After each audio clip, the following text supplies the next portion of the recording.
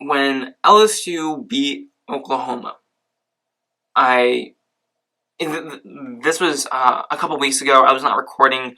I was at my cousin's house during winter break, and I watched the not Clemson, LSU against Oklahoma game. I watched Joe Burrow throw 7 touchdowns, break a whole bunch of records.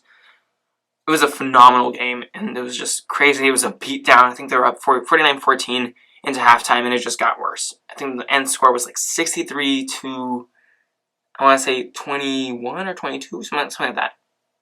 Yeah, something along those lines. Maybe 63 to 26, I think. I don't know. It doesn't really matter. But I on YouTube I wrote a comment on one of the sports podcasters that I listen to a lot, called Strong Opinion Sports. Definitely a really good one. Definitely check him out if you want to. But I left a comment talking about what I saw in Joe Burrow, and I'll probably show it up here, about what I thought about Joe Burrow, and also my prediction for the LSU against Clemson game. And I'll talk about the stuff about Joe Burrow much later, actually after I talk about LSU and Clemson. But for the LSU against Clemson preview, I believe that LSU with Joe Burrow at the wheel would struggle a bit early on, especially because of that Clemson pass rush that would, come screaming at him. And they did during that game. They were pouncing him, giving him like 2 seconds, 3 seconds to throw. Very similar to the NFL, whereas Oklahoma gave him like 7 seconds to throw the ball, and it was he could just sit back and he had all the time in the world. And yes, Joe Burrow definitely struggled early on against Clemson, and part of that had to do with field position. The first drive for LSU, they started on their own 7, and he made a great play, escaping pressure, breaking a sack, throwing it downfield, completion. I think it was like a 38-yard play it was supposed to be, from their own 7, 38-yard play. And then I got called back for, I think, illegal man downfield, penalty on McGee, one of the offensive linemen for LSU. And so that sucked the life out of them. And then the second drive, they started on their own 4. And in both drives, the run game and a lot of passes were dropped. And it just, nothing was really working for Joe Burrow in that offense. And as ironic as it sounds, things started to clear up after Clemson scored. Because after Clemson scored a touchdown, they went up 7-zip. LSU got a bit better field position because now they're at their own 25, rather than, their 7 or 4-yard line. And although they didn't score a touchdown or anything that drive, it did give them a bit better field goal position because their defense ended up stopping Clemson, and then they got the ball back at their own 30-yard line. And from there, I think LSU started to figure it out a bit more. They found, I want to get his name right, Jamar Chase. Yeah, Jamar Chase against A.J. Terrell. And that was their matchup for the whole game. As soon as they found it on that one touchdown, it was over. They knew the matchup that they wanted.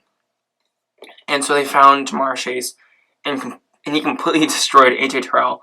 And from there, LSU tied it up 7-7. But then Clemson came back towards 10 straight, and then they won it 17-7. And it was the second quarter, but it really didn't feel like a dominant 10-point lead. It felt like, you know what, Clemson's kind of shaky. LSU with Joe Burrow, it was similar to the Chiefs-Texans game. It was like down but not out. And I just felt like LSU, Joe Burrow, eventually he'll get clicking. It's that slow start I was talking about. Eventually, they're going to start clicking. They found their matchup that they liked, and they're going to start clicking and start finding that again and start exploiting it. And that's exactly what happened. They got a few more bombs to Jamar Chase. They got 2 touchdown throws, I think, to Jamar Chase and to Randy Moss's son, Thaddeus Moss, and a touchdown run by Joe Burrow to get a 28-17 lead going into halftime. And after that, I was thinking to myself, I was like, yeah, this game's about over. It's 2017, down by 10, now up by 11. They have all the momentum playing in Louisiana. in the Superdome. Yeah, I think LSU got this. They knocked Clemson off their game, off their running game. ETN didn't really get many carries going into the second half, and Lawrence Taylor just couldn't run the ball because LSU had prepared for that, and so they forced him to pass. He just wasn't on target at all throughout the whole game, and they shut him down.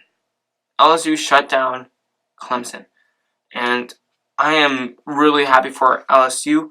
I guess just congratulations for winning the championship, and to Coach Orgeron for turning that program around. And I found it amazing that he was able to turn this program around. I think he entered the program 2016 after the way that he was treated. I think that the commentators said at Mississippi State where players made videos mocking his voice, and it's like, come on, be better than that. And I just find it amazing. I find him really cool. I don't know how you I don't know how you make fun of him. He seems like a really, really cool guy. But congratulations to Coach Orgeron for turning that program around. Joe Brady. I just realized, I just found out on my phone that he's going to be the Panthers' offensive coordinator with Matt Rule as the head coach. So just say congratulations to him. I don't know how that's going to play out. I'm going to have to think about it for a bit, and then maybe I'll make a video on it. Probably this week I'll make a video of it. But congratulations to him for getting the offensive coordinator job. And ultimately to Joe Burrow for capping off a spectacular, historic season. Probably one of the greatest seasons we will ever see by a quarterback. And, I mean, it was incredible what he did and his journey to get there after sitting at Ohio State, not becoming a starter, having to fight for the starting job at LSU, working his butt off, improving from last year to this year to becoming the Heisman, and ultimately winning the championship, going 15-0, historic.